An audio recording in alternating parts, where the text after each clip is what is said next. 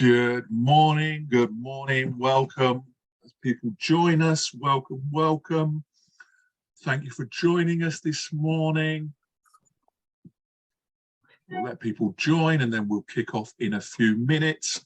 Feel free to say hello to everyone in the chat, say where you're from. We're always interested to see how far away. I don't think we're going to have too many people from the US today as it's in the middle of their night, but I know we had some registrations out from the Far East. If you do want to use the chat function, please remember to move it on the download to everyone rather than just host and panelists so that everyone can see. And if you want to use chat function or Q&A for any questions as we go along, please do so. Oh, hello, John. First person to comment, that's good. He's actually someone I know. So morning, mate. Thanks for joining us. So good morning. As more and more people join in, we've got a good, I think about 250 registrations as of about 2 minutes ago. So we'll let them come in. Morning, Damien. Morning, Nikki. Yeah, morning, Nikki. Morning, Damien. Morning, everyone. And morning, Emma. Hello, John. Hi, Iz. All the way from the Netherlands. Oh, morning it is. Morning, good afternoon if we've got anyone, as I say, from the Far East. I know we had also some from Australia registering. So we'll hey, go. Sarah. Morning, Sarah. Aha, good morning, Folo. Lovely to hear you. Lovely to see you joining us. Great to, yeah, we haven't spoken for a couple of years, but yeah, good. Thanks for coming today. Hopefully see you this afternoon, Sarah, if you're on site. We've got Eric from France in the Q&A as well. Yeah. Sim. Oh, hello, Sim. freezing Manchester, yeah. Freezing Canterbury as well. So yeah. It's funny being able to speak to people, but they cannot speak back. Yeah, I quite enjoy the feeling personally, which perhaps doesn't reflect, too well on me there, Trev. But yeah, so good morning. So yeah, so we will kick off in a couple of minutes. So welcome, as I say, people who are just joining us. Please say hello in the chat. Say hello. Say where you're from, and don't forget to move the chat option so that it goes to everyone and not just to myself, Michelle, and Trevor. Look, I've seen your message there, Sarah, as in Sarah T. Oh, excellent, Claire. Oh, yeah, Claire, lovely. Good to join us. Royal Tunbridge Wells. So yeah, not a million miles from me in Canterbury. If it's the Claire, I think it is. We met a couple of weeks ago at an event. So great. Thanks for joining us today.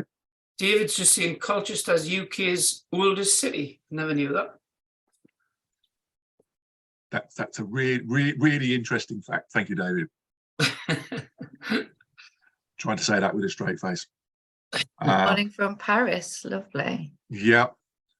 Good morning. Yeah, good morning. Yes, we were just talking before we started letting you all in how it looks like it might be a France-England quarter-final in the World Cup. So yeah. Morning, Pat. Morning, Pat. Morning, Mary. Good morning. Brenda. Hi, Brenda. So we've got Connie in Greece. Oh, excellent. Yeah, lovely. Excellent. So, like I say, we'll give it a couple more minutes, and then obviously people will be able to join as we go along. And we are recording this session today. And if you or if anyone wants a copy of the recording, that will be available after today. A couple from the Turkey gang there. Welcome to some of our Turkish partners.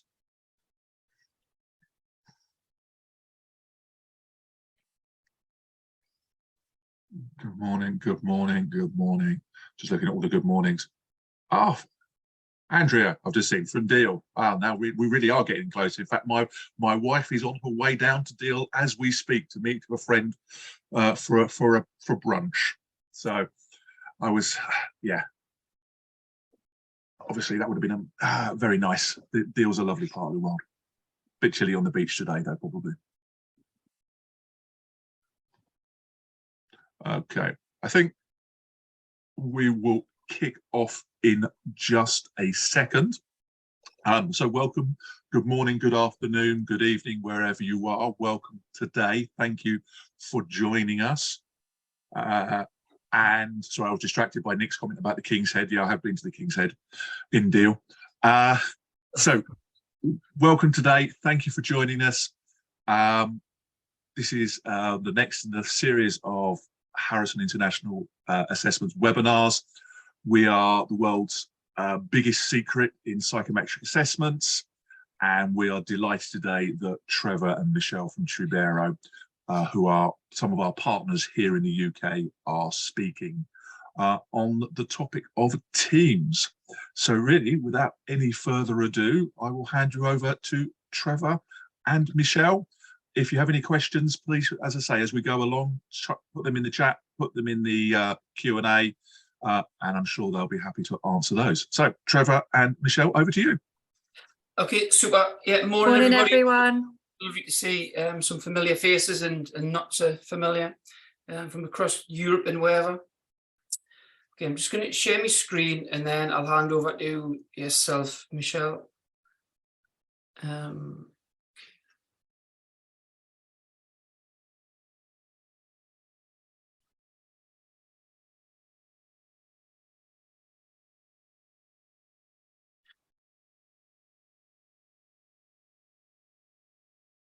Okay, lovely. So thanks everybody for joining us this morning. It's lovely to see so many people on the call this morning and from so many different places. Nigel, thanks very much for having us and for the introduction. It's great to be able to be a part of this. We're looking forward to talking to you this morning about some aspects of building effective and high-performing teams. Okay, Trevor, if you want to just yeah, and just to add there before we move on, just thanks for Harrison Assessment and for Nigel for setting it up, and really grateful for the invite to talk about teams in Harrison Assessments. And just to mention, myself and Michelle, we've been Harrison partners now for must be coming up 10 years. So we've got a really close partnership, and obviously, so it's great to see everyone here. Okay. Okay, so Harrison Assessments, okay, global talent solutions provider founded in the 1990s, and it's available all over the world. There's many users across the world. It's been translated into 38 different languages, and the questionnaire is actually available in 40. So we'll also share some links for people who want to investigate further into the Harrison Assessment side of things. Okay. So we're from Tribero, Trevor and myself. As Trevor mentioned, we've been Harrison Assessment solution providers for 10 years now. Trev, do you want to say a little bit about Tribero and what we do? Yeah, Tribero very much work with individuals and teams, looking at individual and team performance. We're very much with a behavioural perspective. So we like to analyse and dig into the granular behaviours of what make individuals and teams work well. And as it says under the Tribero logo there, we're ultimately driven by purpose and fulfilment, which helps keep we're focused. Okay, so this morning's session is all about why some teams come together to work well and some don't. We'll be here for the next hour. A little bit of housekeeping. You've all on mute, so if you do have any questions, we do have the chat function available. Nigel will be keeping an eye on that, and myself and Trevor will as well. So do pop questions in the chat as we go. There's also a Q&A function as well. You can raise your hand, and we'll keep an eye on the questions and answer as we go, and there'll be an opportunity for some questions at the end as well. We will be running a couple of polls this morning, so it'd be good to get some input from yourselves, just to find out some of your experience and your reasons to be here. So we're looking forward to hearing from you as well as part of this session. Okay. So the key elements that we're going to cover today in the session, we're going to go through some research on high-performing teams. We're going to talk about some key factors of effective teams. We're going to talk about some paradoxical behaviours. And we're also going to go through some team physiology as well. Okay. So we're going to run the first poll now. So we'd just like to find out a little bit about what brings you here today. Okay, so the poll question is, what best describes you? And it's a multiple choice, so you can pick 1, 2 or more options. And I'll run the poll and then we'll share the results with you as well. So if you can all just get ready to answer the question, that'd be great. Okay, there we go. We'll just take a few seconds just to answer this quick question of what best describes you.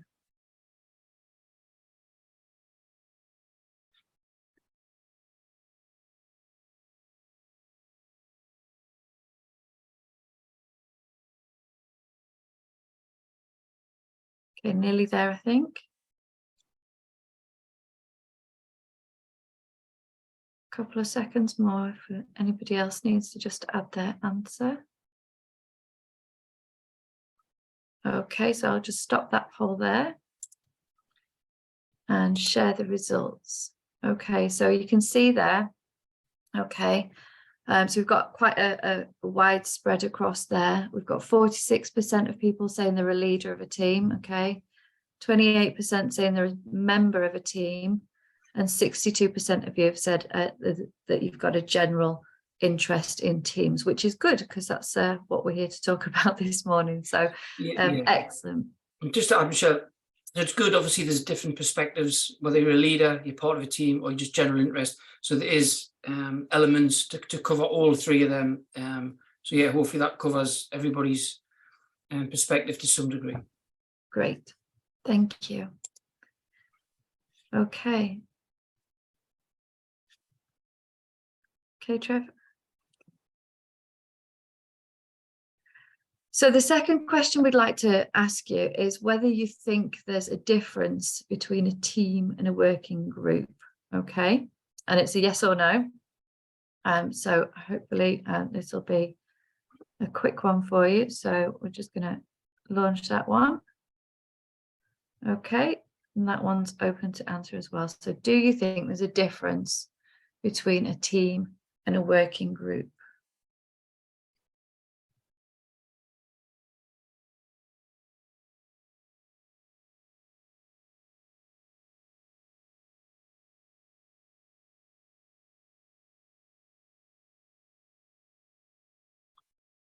Okay, a couple more seconds.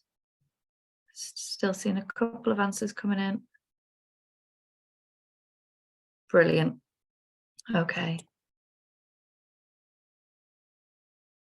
There we go. So as you can see, we've got 79% of you think that yes, there is a difference between a team and a working group, and 21% don't believe that there's a difference between a team and a working group. Excellent. Okay. Yeah, that's interesting. I wasn't quite sure what the results of that one would be. Yeah, I sort of ponder either way myself at times, and I think the distinction's often not made, whether someone is just a working group or the expectations of a team. So yeah, it's interesting to see the split. Yeah, okay. Great. Okay, thank you for that. So thanks for giving us some of your input this morning. Okay. Yeah, there's a couple of slides on that bit actually that we'll come on to, so a bit of definitions and whatnot. Okay, so some of you will be familiar with Simon Sinek, and some of you may not be. But Simon Sinek, he's a well-known speaker and thought leader on teams and leadership. And Simon does believe that there's a difference between working together and working on the same team. So in this context, working together doesn't necessarily mean that you're working on the same team. And just to emphasize, today's session is about teams and the expectations and identity of where it's been stipulated very clearly that it is a team, not just, we're not really talking about working groups, which is something a little bit different. There's a couple of definitions there. Yeah, so we've got a couple of definitions here for work groups. Work groups are characterized by the least amount of interdependence. They're based on organizational or managerial hierarchy. And this is where members in the work groups may come together to meet periodically to hear and share information, particularly around a certain topic or project that they may be working on. Whereas teams are highly interdependent and they plan work, solve problems, make decisions and review progress in service of a specific project. And team members actually need each other and rely on each other to get work done. So as Trev said, it's important to be able to classify when a team is a team rather than a working group. And as Trev said, this session this morning is all around teams and actually working together as a team and the importance of being able to rely on each other. Okay. So Sim's popped in the chat there. Wisdom of teams is very clear about work group difference. Thanks, Sim. That's another reference there to check out. Yeah, Sim might not like the next slide actually, Michelle, but we'll see when we come on to it. Yeah, sorry, Sim, wasn't aimed at you. The next slide. You'll see why. Right, so we've got some examples here of good teams. So I'm sure you'll be able to recognise some there. We've got the All Blacks there, the New Zealand All Blacks there. Really strong sort of identity of their team, of coming together as a team to work well. We've got the group, the flock of geese in nature, which is often used as a really good example of a team working together. They all play different roles and support one another in getting to the destination that they need to get to. And then we've also got the team who made the moon landing all the way back when, and just, you know, it's not just the one person who stepped foot on the moon before, or the smaller group of astronauts who are able to do that, but it's the wider team behind them as well. Okay. And then we've got some example of not so good teams, which is maybe a little bit of a contentious slide for some. So we can see there Manchester United, who have been through some challenging years in the past. And even if they've had good individuals, they've never come really together as a team to be able to get the results that they were looking for. We've got Damien saying, did Trevor pick Manchester United? How rude. Yes, Damien, sorry. Yes, yes. We've got Twitter there, and the new boss at the helm of Twitter there. I think time will tell in terms of team and how that team come together or don't in the organisation. And then we've got a picture of the erstwhile government there, where we've had lots of iterations of several teams coming together across the time, not necessarily to work very well together in many people's opinions, but it's certainly an example of where you don't see everybody in the team pulling together for the greater good. I don't believe, but maybe we keep politics out of it. So, and I'm sure there's lots of other examples of good teams and not so good teams as well. Claire says you could argue that the cabinet is more of a working group. Yes, yes, you could definitely. Yeah, that's a good point, actually. Yeah. Or not so well. Okay, so we're going to come to our third and final poll this morning, and we want to hear a little bit about your experiences. So if you can answer, this one's a tick any that applies, so it's multiple choice. And we'd like to know, in your experience, teams that you've been in, that you are in or have been in, have been very toxic. If we've worked in effective teams with good relationships, whether unhelpful behaviours by only one individual can ruin team morale, whether building effective teams should be easy, building effective teams is extremely difficult, and whether teams can still perform well even when clashes between individuals exist. So as I say, if you tick any that apply, and we'll see what you come back with. So I'll launch that one now. Yeah, just while people are ticking that as well, there's been some interesting comments around working groups and teams as well. Nikki, Sarah, Eric, Ian, yeah, I mean, a few good points there. Just scrolling through the chat as people fill out the poll.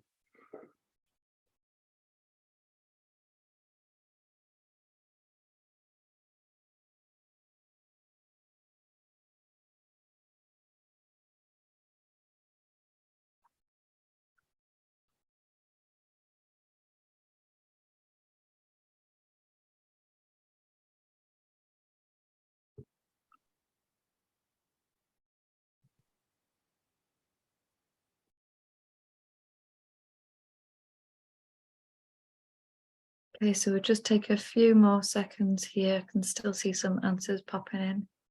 Yeah.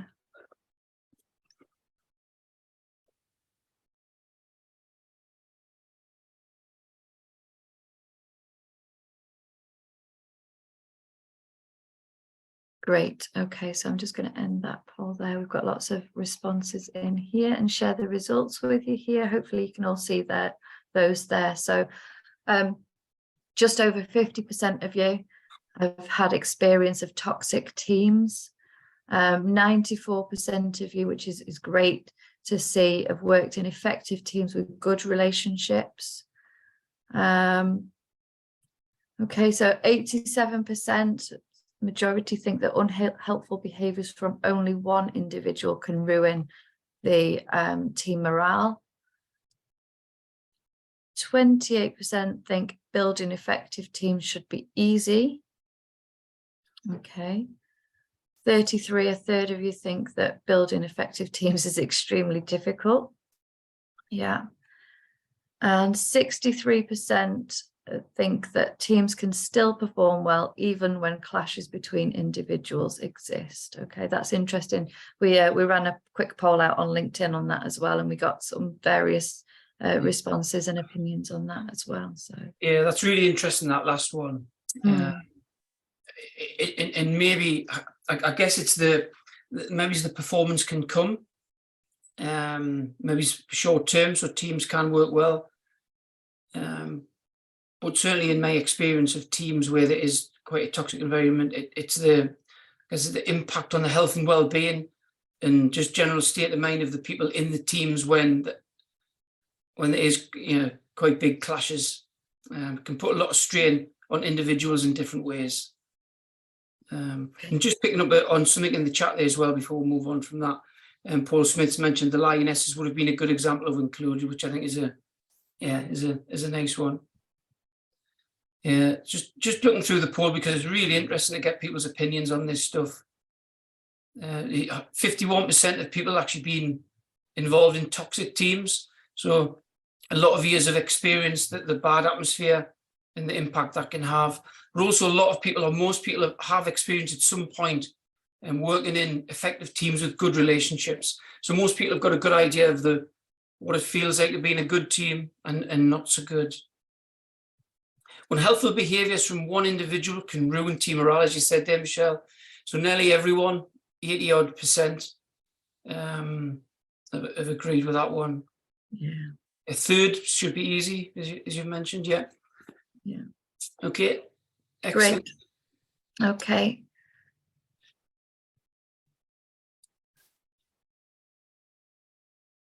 Excellent. Okay. So there you go, Trev. I'll hand over to you. Brilliant. Thanks, Michelle. Yeah, so team relationships. Just to get started onto this section, the number of different dynamics or relationships within any team is probably more than what we sometimes appreciate. And just think there's a group of however many people, but you think of even a group of 6 people in a team. Then you've got the relationship between those two people, those two, and so on. But then you've also got the dynamic of them three, those three, etc. You've also got that person and that person. Yeah, those individuals. And you've also got the dynamic with those four. Yeah, and so on.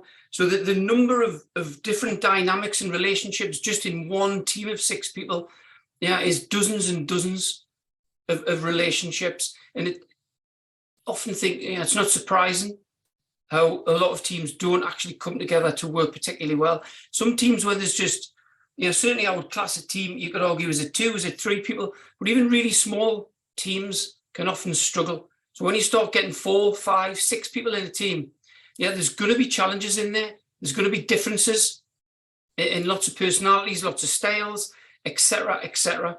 So yeah, so even within 6 people, the amount of relationships and dynamics to manage within that is significant, and it shouldn't be underestimated.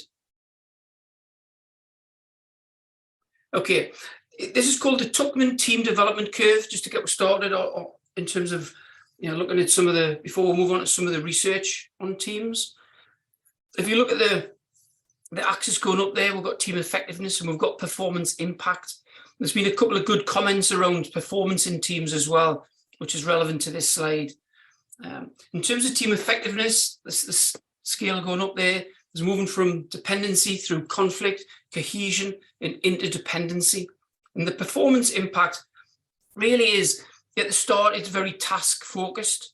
Really what you want people to work through is working together to really, you know, start solving problems in an effective way. Now you'll see the 4 stages, which, you know, a lot of you will be familiar with. So the foreman, storeman, Norman, and performance stages of any team. But what can tend to happen is that teams can often get stuck in this phase, and lots of different forces or factors can prevent people from coming out of that. So the foreman, there's a bit of a novelty, a bit of excitement, people getting to know each other, and it quite quickly can get quite stormy, where individuals are fighting for positions and egos get in the way, and differences in personalities, etc., etc. And then hopefully you can move past that phase and things settle and start to become a bit normal, and then the team can perform in a calm way. However, as I said, a lot of the time we can get stuck in that storming phase, and some teams unfortunately never actually get out of that. And there's an expectation that we just keep working and keep trying the same things, but yeah, it doesn't change. So certainly if people are stuck in that position, then you need to do something different. And we'll come on to a couple of things later of perhaps some of the reasons why and what we can do. Okay, so the project, some of you may have not heard of the Aristotle project, which was probably the most well-known, one of the largest bits of research ever done on teams, and it was done by Google. They wanted to identify what teams were working well, what teams weren't, but more importantly, the reasons why some of them did. There's some people, I know there's noticed some people raising their hands. I'm not quite sure how we're dealing with that, Nigel.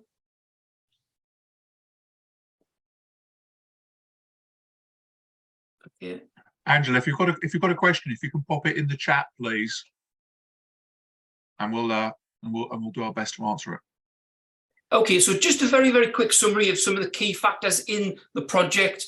So Aristotle project, you can Google it. Yeah, and you'll find a lot more detail on it. But essentially, it was a global bit of research within Google. Covered 180 teams. There was 115 engineering teams, 65 various project teams. It covered high-performing teams, low-performing teams. It looked at team composition and some demographics, etc. It looked at an annual engagement survey to overlay those results. Demographics, as I mentioned. It looked at emotional intelligence factors. It looked at personality traits. various skill sets, overall team effectiveness, and overall team dynamics. So look at a number of different perspectives and a huge research that went on for years, actually, because it got a little while to get off the ground, because it was so, they realized how complicated it was to actually measure this stuff in an objective way. Okay, so in a nutshell, the team effectiveness was measured in 4 different ways, or from 4 different perspectives. And those perspectives were the executive evaluation of the team leader evaluation of the team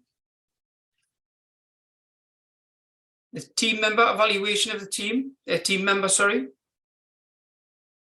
and the team performance, and they've done that on a quarterly basis. So 4 key perspectives went into the evaluation of the team in terms of how it was measured. Okay, and in a nutshell, there was the key dynamics that came from the research. What was basically stated was that what mattered was less about who was actually on the team in terms of capability, experience, etc., and more about how the team came together. So how the team actually worked together.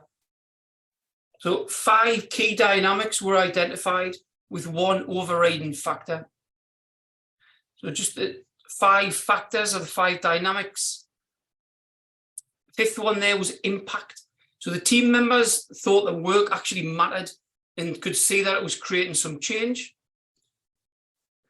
They felt that there was meaning, which was personally important to the team members. So perhaps some shared values, etc. They had structure and clarity. So the team members had clear rules, plans, and goals.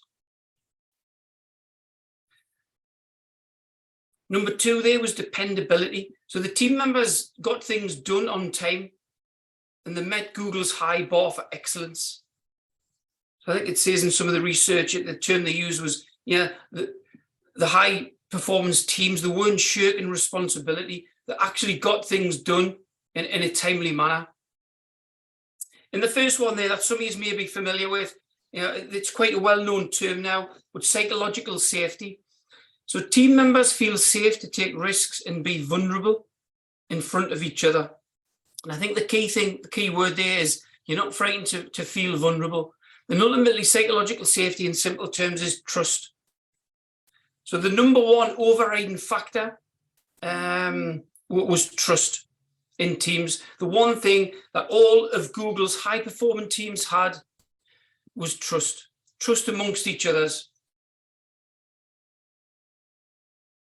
Okay. So there's a little bit more detail on here, which I'll skim across, but you'll be able to, when we get the slides later, you can have a look at that. And it just gives you a little bit more of a definition behind each of the 5 key dynamics. I'll read the last one there.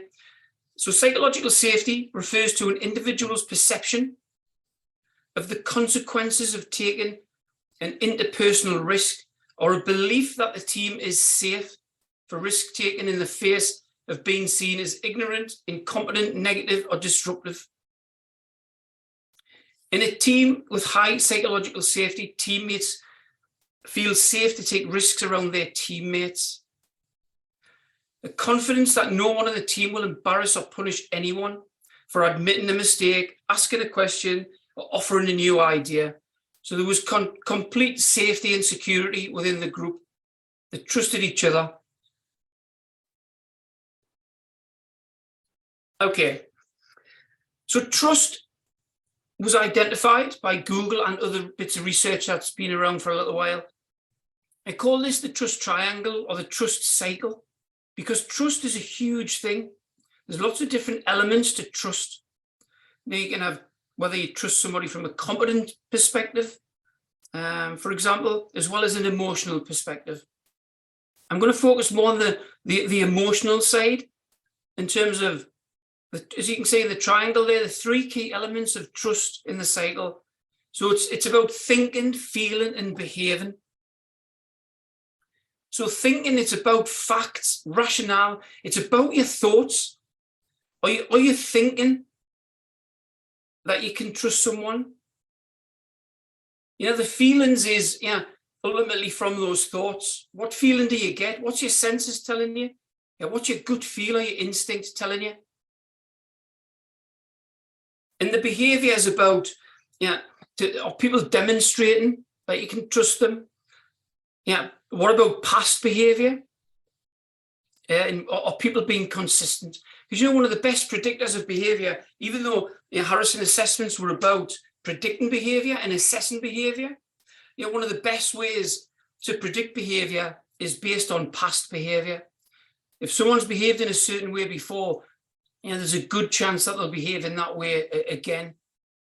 So certainly judging on past behavior is a big barrier to trust. If someone's done something which broken that trust, it can be very difficult to ever get that back. So again, in a couple of the slides later on and in the workbook that we're going to share, there's some things around how you can rebuild trust. So very much in the trust cycle, it's about thoughts. It's about how those affect the feelings. And ultimately, it's the feelings that will impact on the behavior. And then when you see that behavior, how does it make you think? And so the cycle goes on. So it's 3 important things to consider. Thoughts, feelings, and behaviors.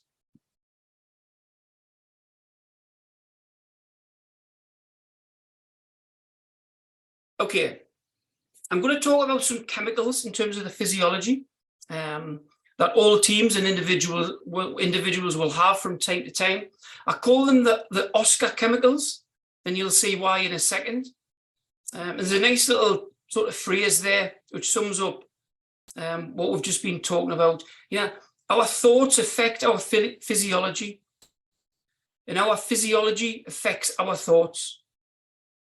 So if we control the thoughts, we can control the physiology. Now, that's a little bit easier for yourself, or perhaps quite difficult for some people at times.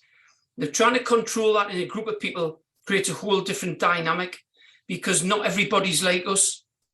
It's easy to get on with people who are like us, but it's a little bit more difficult and challenging to like people who are not naturally like ourselves. Okay, so the Oscar chemicals, the reason that they're called Oscar, I'll come on to in a second. But we're all a soup of chemicals and hormones and a whole host of stuff as part of our physiology, which impacts, as I said, the feelings, how we think. All of this type of stuff has an impact on that stuff. So there's a whole host of different hormones, chemicals that run through the blood every day. We wouldn't be here without some of them. One of the key ones is what we call oxytocin. Serotonin is another one. So that's the O and the S. And then we've got the C and the A, which is cortisol and adrenaline. I'm sure you're probably familiar with all 4. Some people may not know, what the function is in the body. Just to give a little bit of context around those things.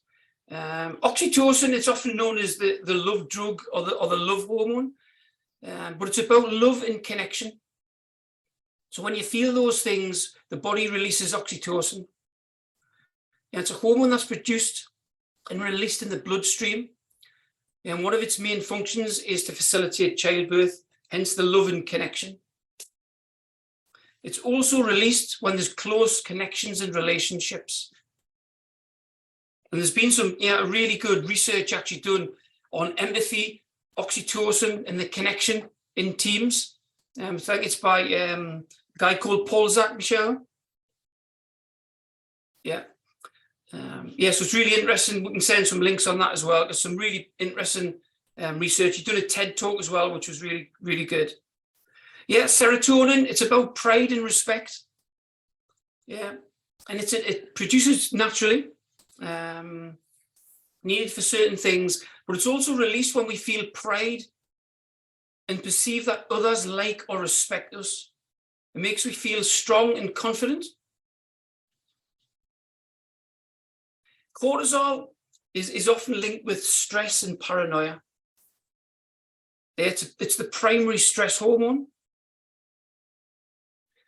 And it can certainly it can curb certain functions that are normally non-essentially or harmful when in danger.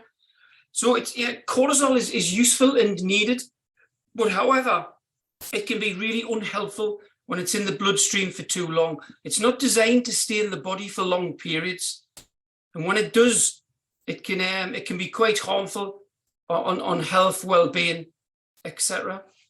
And it can, the more stressed you are, the more cortisol is in there. Feelings of paranoia, feeling that your teammates are working against you, and all that type of stuff can build up when there's too much cortisol floating around. Okay. Yeah, adrenaline can be really unpleasant when it's in the body in excess. It triggers the blood vessels to contract and redirect blood towards, as it says there, major muscle groups, heart and lungs, and it's the bit where it makes you sweat and your heart race and all of that type of stuff. And it's really needed, it's absolutely needed. But if there's too much stress, too much cortisol, too much anxiety, then the adrenaline's going to be flowing through the body. And often is the case, sometimes even in the stressful moments, you can feel okay. It's when you come out of it, and maybe when you've left work on a weekend or a night, you can feel really anxious because it's the adrenaline that's still in the body and you're not actually using it up. Whereas in the actual situation, you're using the adrenaline. So when you come out of the stressful situation and the adrenaline's still in the body, and it can start creating really unhelpful and pretty unpleasant feelings in the body and in the mind. So remember the Oscar chemicals, oxytocin, serotonin, are the ones we want in individuals and the ones we want in teams. And also cortisol and adrenaline are the ones that are working against us. Okay. So I'm just going to move on to a little bit about Harrison assessments in terms of Harrison assessments as it's our chosen predictive behavioural analytics tool. And there's lots of different tools you can use because we're talking about behaviours, we're talking about individual personalities, motivations, all of that stuff. So we believe, when we're analysing teams, it's important to understand what's going on at an individual level. So we can analyse the team, the organisation, etc. Okay. I'm going to talk about something called paradoxical behaviours, which those who are familiar with Harrison will be aware of. You might notice that the symbol there is yin yang, and essentially it's just about balance. So in terms of a behavioural perspective, we're trying to get balance.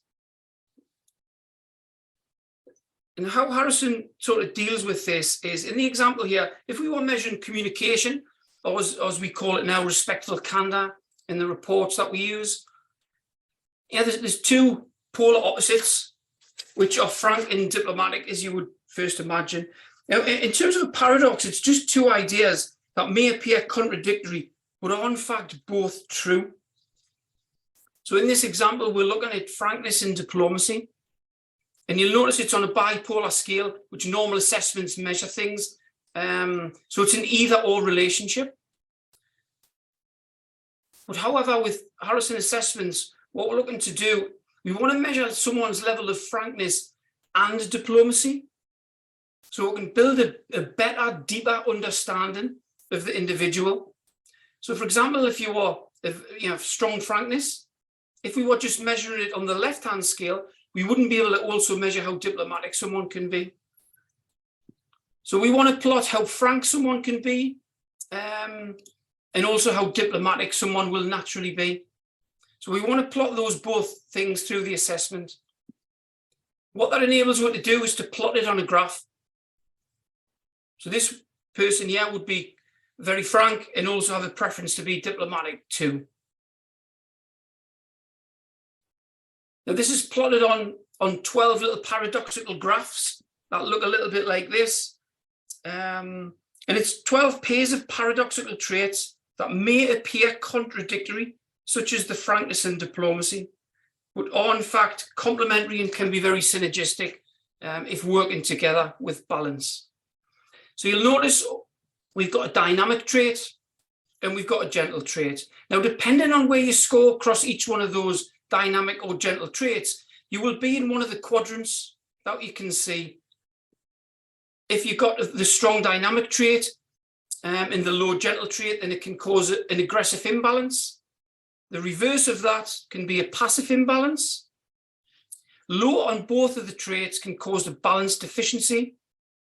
And what we're looking for is to be in this top right-hand quadrant, in and around there, which is what we call balanced versatility. So we've got a good level of both of the paradoxical traits.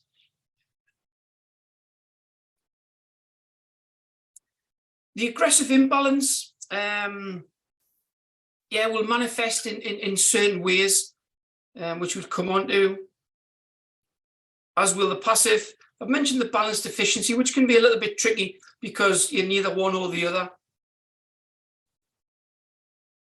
And as I said, we're looking for the top right quadrant of balanced versatility.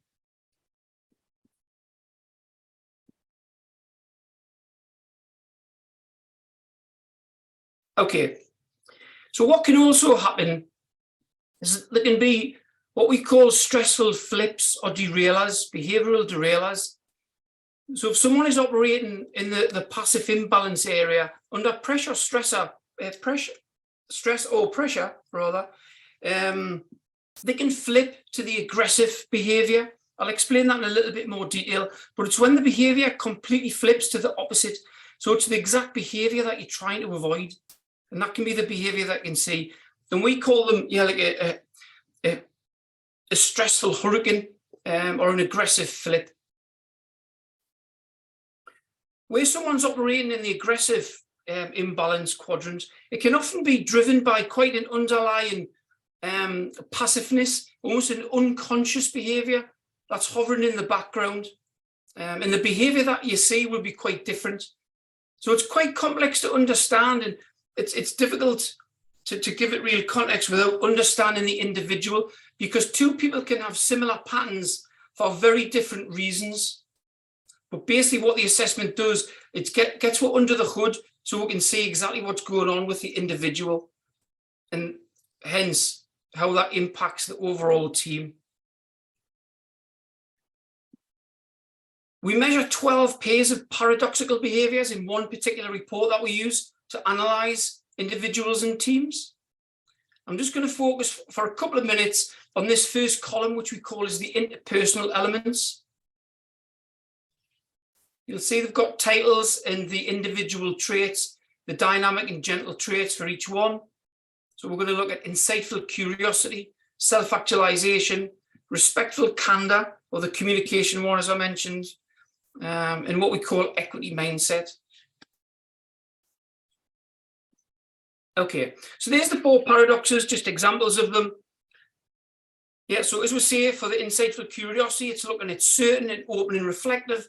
And we're looking to be in the truth explorer area where we can get real balanced versatility for that particular paradox.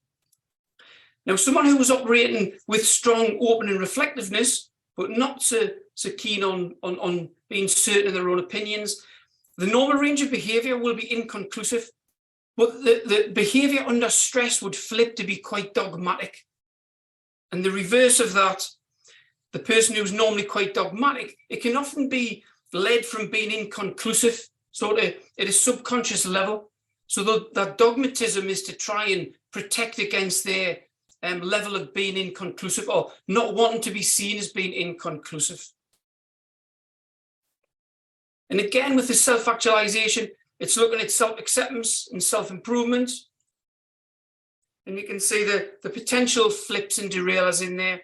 And this is one that people can easily recognize. The person who is very self-critical, you can get defensive at times under pressure. And often it's when people say things that you're thinking yourself anyway, and you can act in quite a defensive manner. The equity mindset. It's when someone can be very helpful and you can be quite self-sacrificing, but you can flip to be dominating. And it's often the case if someone who's very self-sacrificing, when you feel as if you're being taken advantage of, your behaviour can be quite dominating. And like, oh, you're taking the mickey now, I'm going to stamp my feet down. But of course, your natural style will kick in and you'll feel bad and you'll go back to being very helpful. And the reverse is true there in the passive imbalance. Yeah.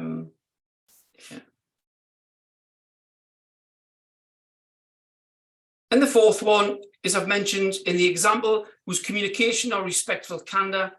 And again, this one can be quite obvious to spot. The person who's normally very evasive or sugarcoats it and can't quite be direct and get to the point, under pressure, the behaviour can be blunt. Could be short term, but can be quite harsh at the time. And again, of course, the person who is blunt, who is normally very diplomatic, it's the exact behaviour they're trying to avoid. So they will then tend to go and be very diplomatic again because they'll feel bad and don't want to upset people. In the reverse again, underlying evasiveness can sometimes cause people to be quite blunt most of the time. And again, it can just be through a fear of people thinking or feeling that they're being evasive. So it can often be a defense mechanism. But you can imagine that one in particular, if you've got a group of people in a team who are quite evasive and diplomatic, then you've got a bunch of people or one or two people who are very blunt naturally, then there's going to be a clash. And that can often be the biggest one where we see the differences in the clashes. And difficult to get past that one at times, to be fair. Okay, so we can also plot the individual profiles across a team profile. And again, that's the same sort of four things. I mentioned there's 12 pairs of paradoxical traits, just showing you four there. And it can give you a real good insight into the differences of personalities and preferences within the team. And it can very quickly give you some indication of why the team perhaps isn't working together, that perhaps there isn't trust. Because even when there's differences in certain areas, even if there's trust there initially, eventually if someone is being blunt and you're quite diplomatic, the trust's going to be more difficult to maintain. And then you start bringing in dislike and feeling uncomfortable with certain individuals. And then the stress can manifest into some of the other paradoxical patterns as well. Okay, so just flying through here. Behaviours, okay. So we've analysed some of the research. We know that trust is the key factor. We've understood some of the patterns or behavioural patterns that can sort of start breaking down that trust, causing some of those chemicals that we've looked at. So we've done all the analysis. We know trust's important. What happens if we're just not seeming to work through? Yeah, what do we do if one or more people do not fit into the team? If it's just not working? If the behaviours are not aligned to the general values of the team, if their communication styles are very different to others in the team,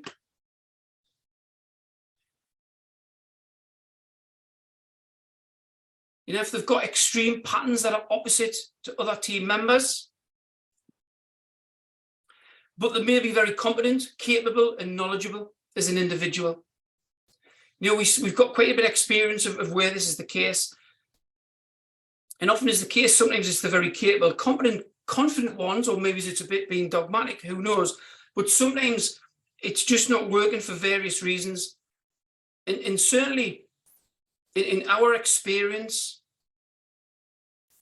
if it's so extreme, there's a lot you can do with teams and individual behaviours, but sometimes you've got to come to the realisation, if there is one, perhaps two individuals that are creating the toxic atmosphere or environment in the team, then you really need to think about how you can change the team. Because sometimes the team won't get out of that storming phase, as we mentioned earlier, and it might just be due to one or two individuals. So it's really important to recognise that not all groups of people will come together to work as a team. So you need to analyse your team. You need to try and understand what's happening. Is there enough in there to work with for the team? Or has it passed the point where that trust can't come back? Yeah, we've seen some of the chemical responses that can be released. You know, if we've got the trust and we're releasing those positive chemicals of oxytocin and serotonin, then the team can thrive and trust can really be embedded in the team. But if all of those differences and various patterns are releasing, you know, the negative chemicals, the cortisol, the adrenaline, then people are going to feel uncomfortable. You're not going to enjoy working in the team. You're not going to feel safe in the team. That's when you might start, you know, if you're feeling unsafe and insecure, you'll start calling team members because you want other people to stay on your side, and the whole thing can be exaggerated. So if there's a bad apple, you know, understand where the bad apple is and try and remove it as best you can. Otherwise, the team might struggle to get out the storming phase and move forward.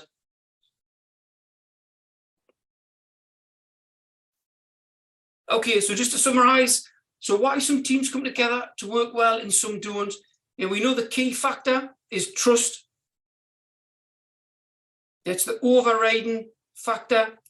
You know, the physiology, we're looking at oxytocin and serotonin. That's what we want to be flowing through the body in teams, because you'll thrive when you've got those things. You'll feel connected, you'll feel safe, and you'll have trust. Yeah, and remembering it's about thoughts, feelings, and behaviors. Yeah, so thoughts, feelings, and behaviors. And it's the behaviors that will impact the results that you get in the team performance.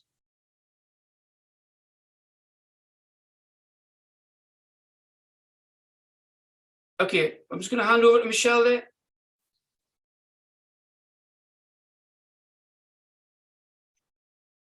Thanks, Trevor. I'm just keeping an eye on the chat there. There's lots of things going on in the chat, which is great, which we'll come to shortly. So we've put together a resource for you to be able to download after this session. I'll pop the link in the chat shortly as well. So it's a 36-page interactive guide. And it's all around 25 questions, factors and tips which will help you build a high-performing team.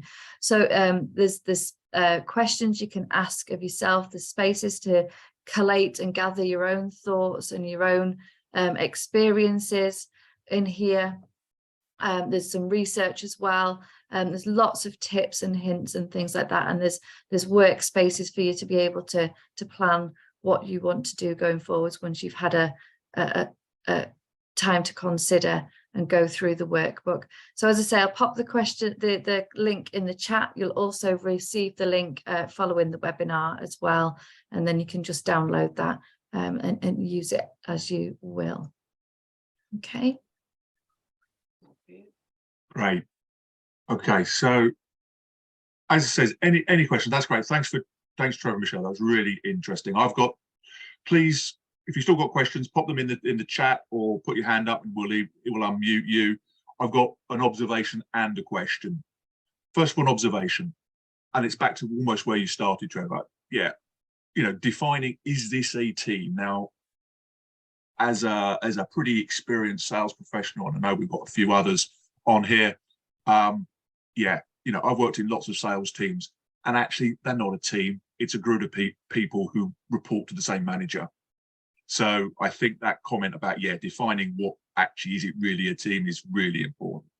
Second one, in reference to you mentioned obviously the flips that can happen in certain people depending on their paradoxes. If you had any experience, or can you give an example of actually the impact on the team of someone who every now and again their behavior flips? Is that a question to everyone, Nigel, or? That's to you.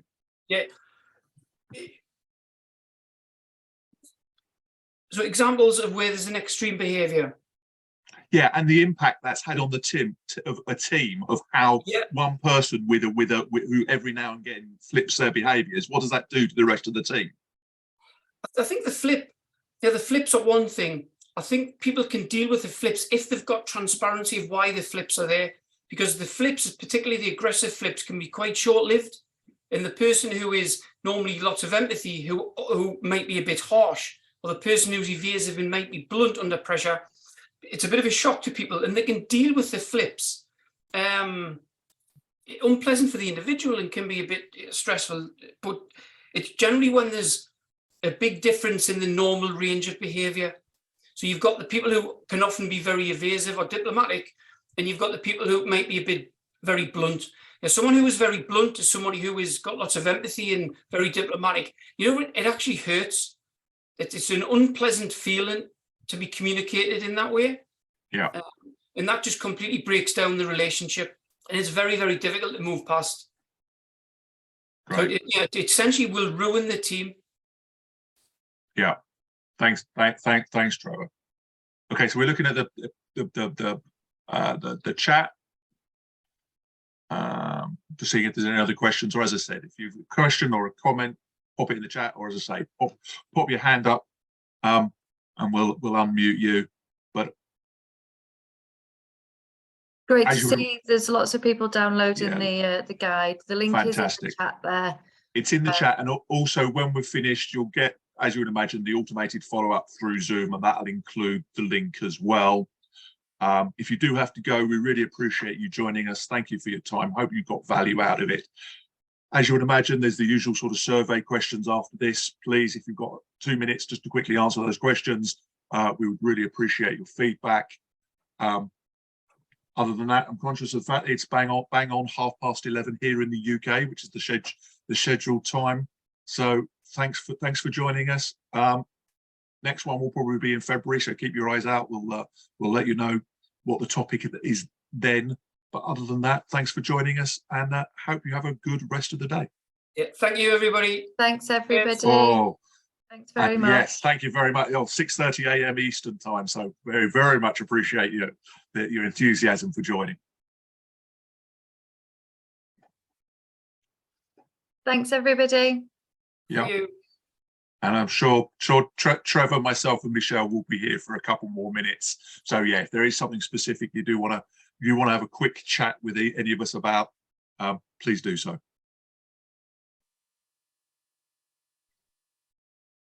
Thanks, Banu. Thanks for joining us. And Ali, thanks for joining us.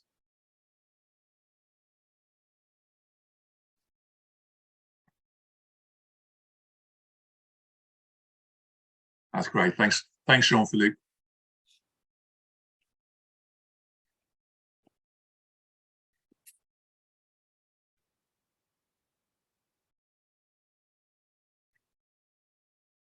I think there was a question about the difference between the Harrison and some of the other psychometric assessments out there. So I'll make sure Pat follows up with Paul. Yeah. Oh, I'll just typically the phone just rings, and that's my mother, so we'll just ignore that. Thanks, Sarah. Thanks for coming. Are we still recording? We can pause that, can't we? Yeah, we can. Yeah.